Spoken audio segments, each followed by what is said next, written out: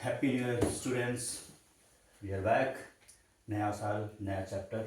और ये चैप्टर है चैप्टर 4। 3 चैप्टर्स हमने कंप्लीट कर लिए हैं और नए साल की बहुत बहुत शुभकामनाएं सबको। Happy new year everyone. और ये नया चैप्टर आज हम पिक कर रहे हैं नए साल के साथ ही। चैप्टर 4 है, क्लास 9 का हम सिलेबस कवर कर रहे हैं साइंस का। और आज हम डिस्कस करेंगे स्ट्रक्चर ऑफ द एटम। ये चैप्टर 4 है, एनसीईआरटी की बुक से हम लोग स्टडी कर रहे हैं। 3 चैप्टर्स ऑलरेडी कंप्लीट हो चुके हैं और आज इसकी बिगिनिंग है। तो क्विक ओवरव्यू हम लोग क्या डिस्कस करेंगे आज। हमने एटम डिस्कस करना है। अब एटम के सब एटॉमिक पार्टिकल्स क्या होते हैं ये डिस्कस करना है। इलेक्ट्रॉन, प्रोटॉन, न्यूट्रॉन डिस्कस करना है। एटम कैसे बना होता है, जो हमारे चैप्टर का भी नाम है, structure of the atom. Atom किस चीज़ का बना होता है, उसका स्ट्रक्चर कैसे होता है। जैसे ये घर है, किस चीज़ से बना हुआ है, कैसे बना हुआ है, ये हम डिस्कस करेंगे। पूरा चैप्टर इसी बात पे फोकस करेगा कि स्ट्रक्चर ऑफ द एटम कैसा होता है और किस तरीके से बना होता है। ओके, सो अभी तक हमें ये पता था, जो डाल्टन्स एटॉमिक मॉडल था, ये मैं थोड़ा सा ओवरव्यू दे देता हूँ। वैसे अगर आप पिछले सेशन तक हमारे देखे हुए तो आपको बहुत सारी चीज़ें क्लियर हो जाएंगी, लेकिन मैं थोड़ा सा बैक फ्लैश में जा करके ओवरव्यू देना चाहूँगा कि ये सब चीज़ें शुरू कैसे हुई, साइंस शुरू कैसे हुआ। क्यूरियोसिटी की वजह से, जिज्ञासा की वजह से। हमारे जो एंसेस्टर्स थे, जब साइंस का बहुत ज़्यादा डेवलपमेंट नहीं था, एक क्यूरियोसिटी होती थी कि जो कुछ भी हमारे सामने दिख रहा है ये सब कैसे बना हुआ है। चांद, सितारे, पहाड़, नदियाँ, पत्थर, जो कुछ भी हम देख रहे हैं, how it is made up of, कैसे बना है, किस चीज़ से बना है। ओके, तो साइंटिस्ट जो थे उस समय के, जो बुद्धिजीवी थे, जो लॉजिकल अप्रोच रखते थे चीज़ों को साइंस के लिहाज से। साइंस के लिहाज से मतलब कि क्वेश्चन करके और अपने दिमाग से लॉजिकल वे के रीजनल और लॉजिकल वे में थिंकिंग के थ्रू जो एक फिलॉसफी डेवलप करा, उससे समझने की कोशिश करी। अब जैसे पहाड़ कैसे पत्थर बना, कैसे बना, किस चीज़ से बड़ा, तो एक ब्रॉडर क्लासिफिकेशन आया कि जो कुछ फ्लूइड है, जो बह रहा है, ठीक है, वो लिक्विड है। जैसे नदियाँ लिक्विड है। जो सॉलिड है, पहाड़ है, जो फ्लूइड है, जो बह नहीं रहा है, वो सॉलिड है। एक मोटा मोटा एक कॉन्सेप्ट आया।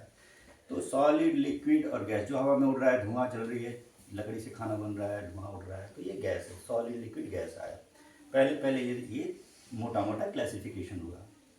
फिर हुआ कि ठीक है, सॉलिड, लिक्विड, गैस। अब ये सॉलिड, लिक्विड, गैस भी कैसे बना है, तो फर्दर क्लासिफिकेशन हुआ। अच्छा ठीक है जी, जो सबसे छोटा टुकड़ा है, जैसे पहाड़ तोड़ा, बड़ा सा पहाड़ तोड़ा, छोटा सा पत्थर फिर तोड़ा, उसको भी तोड़ देगा, पत्थर ही दिख रहा है। एक ऐसी स्टेज आई जब दिखना बंद हो गया। इतना छोटा हो गया कि वो दिख नहीं रहा है नेकेड आइज से। तो फिर उसके लिए डिवाइस तैयारी करेगी। जैसे आप छलांग मार के हवा में नहीं उड़ सकते ना, एरोप्लेन के थ्रू हवा में उड़ सकते हैं, तो वैसे ही जो चीज़ें नहीं दिख रही हैं उसको देखने के लिए स्पेशल डिवाइस बनाएंगे। माइक्रोस्कोप बनाया गया। तो इससे पता चला कि जो कुछ हम देख रहे हैं उससे भी एक्चुअली छोटी चीज़ें एग्जिस्ट करती हैं। तो उन छोटी चीज़ों को समझा गया। तो जो सबसे छोटी चीज़ मिली, जिसको कि फर्दर ब्रेक डाउन ना करा जा सके, तो डाल्टन ने इस चीज़ को डिस्कवर करा कि भाई जो सबसे छोटी चीज़ है उसका नाम है एटम। एटम इंडिविजुअल है, उसको अब और तोड़ा नहीं जा सकता, यानी सबसे छोटी चीज़ एटम है। और इसी चीज़ से सारी दुनिया की जो कुछ भी हम देख रहे हैं, समझ रहे हैं, वो सारी चीज़ें इसी एटम से बनी हुई है। तो सॉलिड, लिक्विड, गैस से हम एटम तक पहुँचे। नाउ चीज़ें एडवांसमेंट आते रहते ना। पहले लोग न्यूज़ देखते थे, न्यूज़ पढ़ते थे, न्यूज़पेपर के थ्रू न्यूज़ की इंफॉर्मेशन होती थी, सारे घरों में न्यूज़पेपर आता था। अब न्यूज़पेपर का ख़त्म हो गया वो टाइम। अब कैसे देखते हैं, मोबाइल के थ्रू देखते हैं, लाइव न्यूज़ देखते हैं। वैसे ही साइंस का एडवांसमेंट हुआ, नई नई चीज़ें आई। अब जैसे पहले लाइट माइक्रोस्कोप था, अब वो इलेक्ट्रॉन माइक्रोस्कोप आया। तो साइंस की एडवांसमेंट हुई, डिवाइसेस नए नए क्रिएट हुए, तो नई नई चीज़ें हमें डिस्कवर भी हुई, पता भी चली। फिर एक लैंडस्केप डेवलपमेंट हुआ, लैंडस्लाइड डेवलपमेंट हुआ, बहुत ही मेजर डेवलपमेंट हुआ। जैसे लहरें आ रही हैं, लहरें रोज आती जाती रहती, कभी सुनामी आ गया, तो उस तरीके से एक मेजर डेवलपमेंट साइंस की फील्ड में हुआ। और पता चला कि नहीं, ये जो एटम है ना, इसको भी तोड़ सकते हैं। अब एटम को भी तोड़ सकते हैं और उसके भी पार्टिकल्स, उसके भी छोटे छोटे टुकड़े हैं। उन छोटे टुकड़ों को सब एटॉमिक पार्टिकल्स बोला गया। ठीक है, एटम से भी छोटे टुकड़े आ गए, सब एटॉमिक पार्टिकल्स हो गए। सब एटॉमिक पार्टिकल्स क्या हैं, इलेक्ट्रॉन, प्रोटॉन और न्यूट्रॉन। यहाँ तक की क्लैरिटी है। एटम को तोड़ा, पता चला कि नहीं जी इससे भी छोटे हैं, इलेक्ट्रॉन प्रोटॉन न्यूट्रॉन है ये। तो हम इस चीज़ को समझेंगे और एटम का जो स्ट्रक्चर हो गया उसको फिर से समझा गया कि एक्चुअली एटम किस चीज़ से बना है, पहाड़ पत्थर कैसे बने हैं एटम से, एटम कैसे बना है। अब इस चीज़ पर सारा फोकस सेंट्रलाइज्ड हो गया। अब एटम को समझो। तो एटम को बहुत सारे उस समय के बड़े बड़े साइंटिस्ट थे, जो भी फिलासफर थे, उन्होंने अपना अपना व्यू पॉइंट रखा। ठीक है जी। जैसे कि आप क्लास में बैठे हुए हो, बहुत सारे लड़कों को मैंने बोला कि काउ पे ऐसे लिखो। किसी ने लिखा काउ इज एन एनिमल, किसी ने लिखा काउ हैज 4 legs, किसी ने लिखा cow is Holi animal in Hinduism. तो अपने अपने व्यू पॉइंट लिखना कि काउ क्या होता है। उसी तरीके से एक टॉपिक दे दिया गया एटम, कि स्ट्रक्चर ऑफ एटम क्या है, एटम किस चीज़ से बना हुआ है, कैसे बना हुआ है, ये टॉपिक दे दिया गया। तो बहुत सारे लोगों ने अपने अपने व्यू पॉइंट्स लिखे, बताया कि सबने अपना अपना मॉडल दिखाया कि जी ऐसे बना होता है, ऐसे बना होता है, ऐसे बना होता है।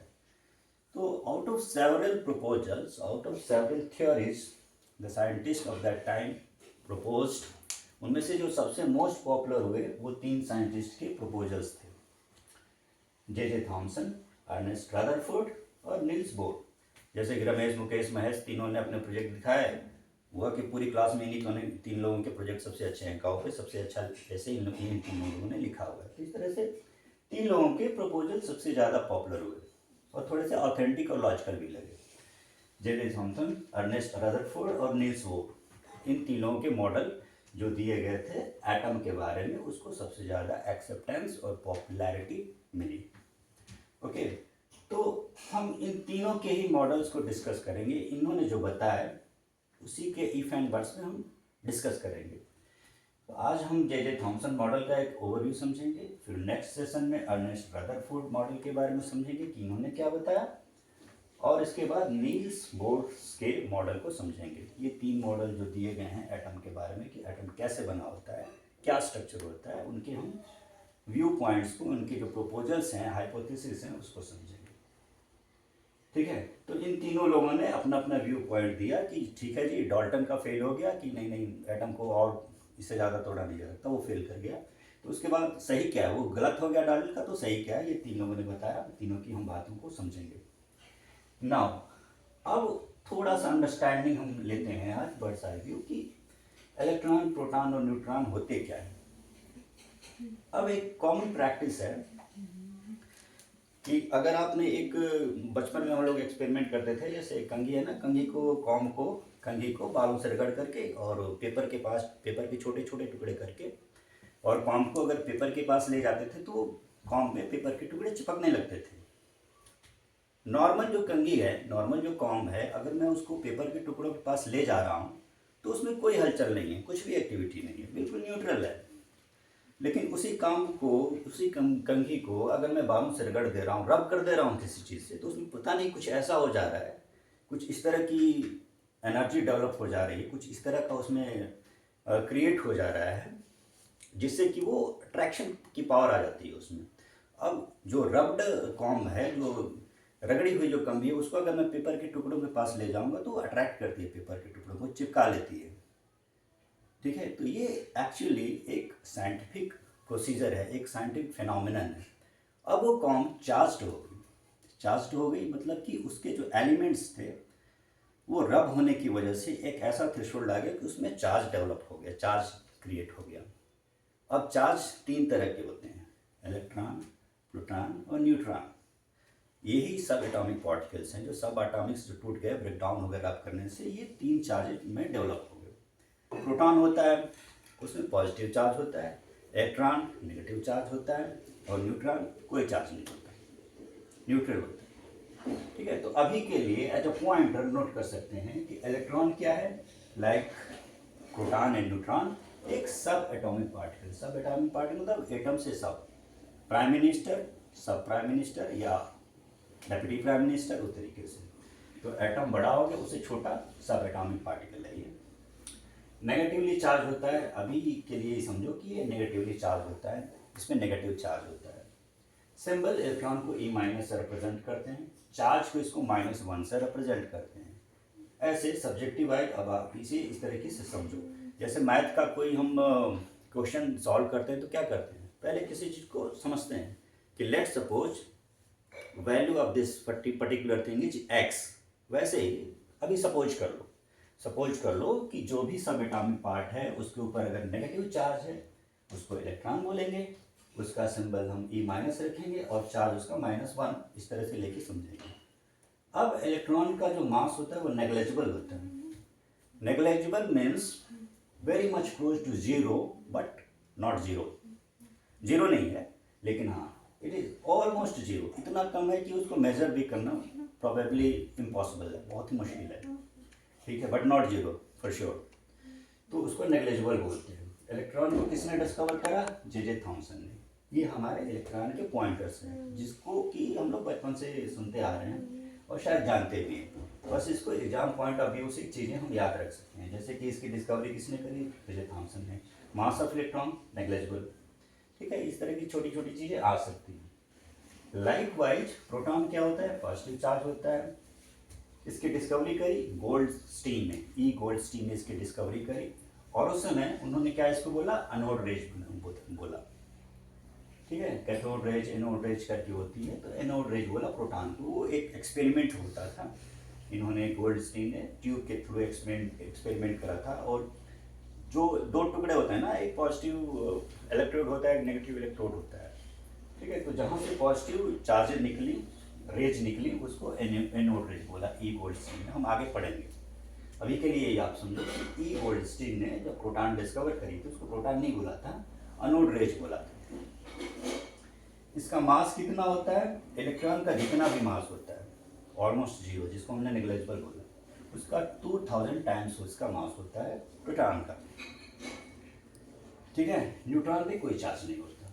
तो electron, proton, neutron, these are 3 सब atomic particles which were discovered after atom. Now जैसे कि हमने बताया कि 3 लोगों ने अपने अपने मॉडल प्रपोज करे, J Thomson, Ernest Rutherford and Niels Bohr. तो तीनों को ही हम डिस्कस करेंगे आज। एज अ बिगिनिंग हम पहला वाला मॉडल थोड़ा सा ओवरव्यू डिस्कस कर लेते हैं और वो हमारा मॉडल होगा J Thomson model. J Thomson ने बताया कि जी ऐसा है कि एटम कैसा होता है, सारी बात किस पे थी, स्ट्रक्चर ऑफ एटम, एटम कैसा होता है। तो उन्होंने बोला कि एटम एक वाटरमेलन की तरह होता है, तरबूज के जैसे होता है। तरबूज में क्या होता है, वो जो रेड वाला पार्ट होता है, मतलब एक तो उसकी सर्कमफेरेंस हो गई, स्किन हो गई वाटरमेलन की, हरी हरी जो ऊपर की कवरिंग है, उसके नीचे जिसको हम खाते हैं एडिबल पार्ट है रेड वाला। तो सारा वाटरमेलन किससे होता है, मैक्सिमम जो स्पेस होता है वो रेड वाला एडिबल पार्ट से होता है। तो वैसे ही एटम सबसे ज़्यादा जो स्पेस कवर करता है, सबसे ज़्यादा जिस चीज़ से बना होता है वो होता है प्रोटॉन, ठीक है। तो इन्होंने बोला कि जे थॉमसन ने बताया कि वो वाटरमेलन की तरह होता है। जैसे मेरी ड्राइंग आप देख ही रहे हो कितनी बेहतरीन है, जैसे भी है तो इस तरह का होता है, एक वाटरमेलन जैसा होता है। उसमें जो रेड वाला एडिबल पार्ट होता है, यानी जो मैक्सिमम स्पेस कवर करता है, उसको हम प्रोटॉन को कंसिडर करते हैं, वैसे ही प्रोटॉन होता है। और जो सीड्स थोड़े थोड़े कहीं कहीं डिस्पर्स्ड होते हैं उसमें वाटरमेलन में, उस तरह से इलेक्ट्रॉन होता है। मतलब इनका कहने का ये था कि जो एटम का स्ट्रक्चर होता है उसमें 2 चीज़ें होती हैं, इलेक्ट्रॉन और प्रोटॉन। न्यूट्रॉन की बात उन्होंने बात नहीं करी, पता ही नहीं था इनको, ठीक है। तो जो सबसे ज़्यादा उसमें पोर्शन कवर करता है वो प्रोटॉन होता है, जैसे रेड वाला पार्ट जिसको हम खाते हैं वाटरमेलन का।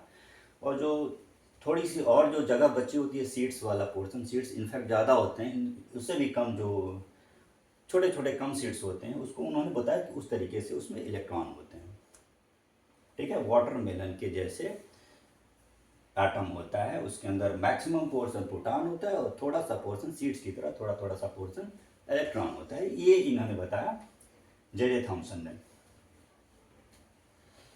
तो वही मैंने चीज़ें यहाँ पे पॉइंटर्स बनाए हैं कि जो जे थॉमसन ने मॉडल प्रपोज करा था उसके अकॉर्डिंग सबसे ज़्यादा स्पेस कवर करता है प्रोटॉन, और उसमें इलेक्ट्रॉन कहीं कहीं एम्बेडेड होते हैं सीड्स के केस में, ठीक है। अब ये एटम न्यूट्रल होता है, जैसे कहीं रगड़ी वो अपने आप बिना अगर रगड़े हुए कम भी है, विदाउट रब्ड है, नॉर्मल अगर कॉम्ब है, तो वो अट्रैक्ट नहीं करता ना, उस पर कोई चार्ज नहीं होता। तो वैसे ही मैक्सिमम जो एटम्स होते हैं वो न्यूट्रल होते हैं। क्यों होते हैं? क्योंकि इनका जो वैल्यू है ना, इलेक्ट्रॉन और प्रोटॉन के चार्ज की जो वैल्यू है वो बराबर होती है। जैसे अगर इलेक्ट्रॉन की वैल्यू है 2-, जैसे मैंने बोला ना कि चार्ज को -1 से रिप्रेजेंट करते हैं, अगर इसकी अमाउंट है 2, तो प्रोटॉन जो +1 है ये भी 2 ही होगा। तो इनका कहने का मतलब ये है कि जितने इलेक्ट्रॉन होते हैं, इलेक्ट्रॉन की जितनी वैल्यू होती है ना मैग्नीट्यूड, जैसे 4e- है तो 4 ही p पॉजिटिव भी होंगे। तो इस वजह से ये न्यूट्रल होता है, चार्ज नहीं होता। अगर इसमें से कोई भी कम या ज़्यादा रहता ना, तो एटम ओवरऑल उसी हिसाब से चार्ज उस पर डेवलप होता है। लेकिन जितनी मैग्नीट्यूड का इलेक्ट्रॉन का चार्ज होता है, उतनी ही मैग्नीट्यूड का प्रोटॉन का चार्ज होता है एटम के अंदर। इसीलिए ओवरऑल एटम क्या होता है? न्यूट्रल। तो तीसरा पॉइंट है चार्ज इक्वल इन नंबर या मैग्नीट्यूड होता है, जिस वजह से एटम न्यूट्रल होता है। और जो चौथी चीज़ इन्होंने बताई कि इसका जो मास है यूनिफॉर्मली डिस्ट्रीब्यूटेड होता है, पूरे एटम बैलेंस्ड होता है। जैसे शॉर्टपुट फेंकते हैं ना, गोला फेंकते हैं, ऐसा है नहीं कि गोला लेफ्ट में ज़्यादा भारी है राइट में कम भारी है, ऐसा नहीं होता ना। या बलून है, बलून के अंदर थोड़े बहुत कंकड़ भर दिए, उड़ा रहे हो, तो जिधर कंकड़ है उधर ही लुढ़का रहेगा। तो वो ऐसा नहीं होता है। उसका जो मास होता है, जो भार होता है, मास अगर मैं लिटरली बोलूँ थोड़ा सा लाइट वे में, तो भार और मास करीब करीब एक चीज़ होती है, ग्रेविटी का डिफरेंस होता है। ठीक है, तो जो मास होता है वो यूनिफॉर्मली पूरा का पूरा एटम में बराबर होता है। यानी यहाँ पे जितना वजन होगा यहाँ वहाँ भी राइट में भी उतना होगा, ऊपर भी उतना, नीचे भी उतना, बराबर बराबर पूरा मास एटम के अंदर डिस्ट्रीब्यूटेड होता है। अनबैलेंस नहीं होता। ऐसा नहीं कि ऊपर ज़्यादा भारी हो गया नीचे कम डिस्ट्रीब्यूट हो गया, प्रोटॉन ऊपर बहुत ज़्यादा हो गए नीचे हैं ही नहीं, इस तरह से नहीं होता। यूनिफॉर्मली उसका मास डिस्ट्रीब्यूटेड होता है।